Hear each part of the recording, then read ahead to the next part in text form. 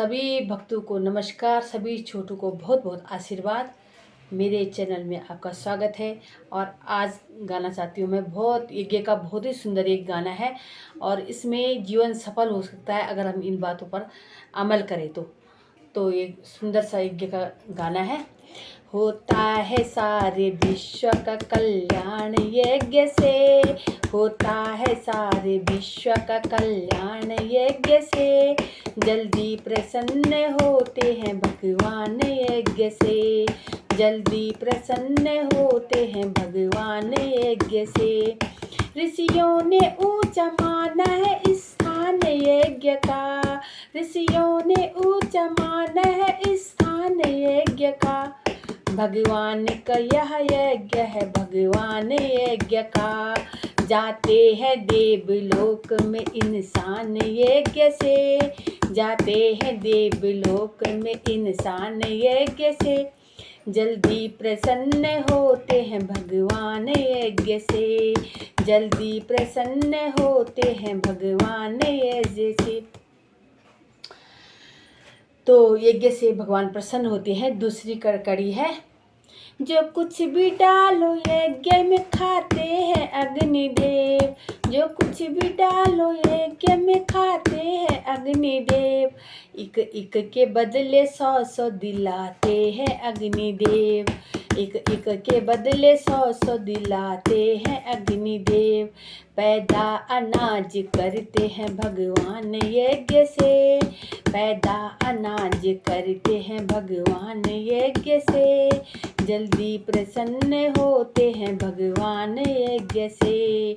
होता है कन्यादान भी इसी के सामने, होता है कन्यादान भी इसी के सामने, पूजा है इसको राम ने भगवान कृष्ण ने, पूजा है इसको राम ने भगवान कृष्ण ने, मिलती है राजकृति संतान यज्ञ से, मिलती है राजकृति संतान यज्ञ से, जल्दी प्रसन्न होते हैं भगवान यज्ञ से, होता है सारे विश्व का कल्याण यज्ञ से, होता है सारे विश्व का कल्याण यज्ञ से, जल्दी प्रसन्न होते हैं भगवान यज्ञ से, जल्दी प्रसन्न होते हैं भगवान यज्ञ से।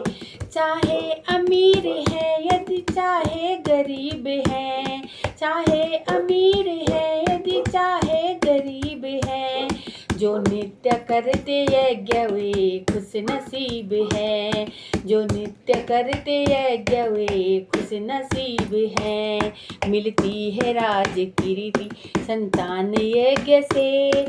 नहीं, इसमें कड़ी है, होती है सारी मुश्किलें आसान यज्ञ से, होती है सारी मुश्किलें आसान यज्ञ से, जल्दी प्रसन्न होते हैं भगवान यज्ञ से, जल्दी प्रसन्न होते हैं भगवान यज्ञ से, होता है सारे विश्व का कल्याण यज्ञ से, होता है सारे विश्व का कल्याण यज्ञ से, जल्दी प्रसन्न होते हैं भगवान यज्ञ से, जल्दी प्रसन्न होते हैं भगवान यज्ञ से।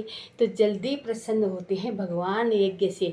छोटे छोटे यज्ञ जैसे कि गाय को रोटी खिलाना, कोई गरीब द्वार पे आए तो उसको दक्षिणा देना, पंडित जी को दक्षिणा देना। उसके अलावा कि जैसे कि जाते हैं देवलोक में भगवान यज्ञ से, अगर हम यज्ञ करते हैं तो भगवान के द्वार हमारे लिए खुला है। दूसरी पंक्ति आखिरी में क्या आती है कि मिलती है राजकृति, यानी कि जो लोग संतान नहीं होती फिर वो शिवालय में घड़ी चढ़ाते हैं और पूजा अर्चना करते हैं और उनको पुत्र रत्न की प्राप्ति होती है। अभी मैंने एक सुनी, वहाँ पे एक दीदी बोल रही थी कि मेरी 5 बेटियाँ थी और उसके बाद क्या हुआ, मैं शिवालय गई, घड़ी चढ़ाई, एक उसमें पाँव में खड़ा होना पड़ता है रात भर और उसके बाद पुत्र रत्न की प्राप्ति हो गई उनको, है ना। तो ये सत्य है। और जो तीसरी क्या है कि चाहे अमीर हैं यदि चाहे गरीब हैं, जो नित्य करते यज्ञ वो खुश नसीबी हैं, होती है सारी मुश्किलें आसान यज्ञ से। ये सही कहानी है, कहानी नहीं, ये भगवान ने जब ईश्वर ने भी यज्ञ करते थे, राक्षस परेशान करते थे उनको, और वो यज्ञ करते थे। यज्ञ के द्वारा उनको शक्तियाँ मिलती थी और उनको हराने की ताकत मिलती थी कि किस तरह से ये राक्षस परेशान करते हैं और मुनि ऋषि मुनियों को परेशान करते हैं। उनकी उंगली काट काट के वो भरते थे, वो घड़ियाँ भरते थे, जिससे कि परेशान हो जाते हैं ऋषि मुनि भी। तो इस ज़माने में भी कुछ लोग परेशान करने वाले होते हैं। तो नित्य अपना पूजा पाठ करते रहिए, तो जो समस्याएं हैं वो भी दूर हो जाती हैं, है ना। और तीसरा क्या था कि अन्न पैदा होता है उससे, यज्ञ से।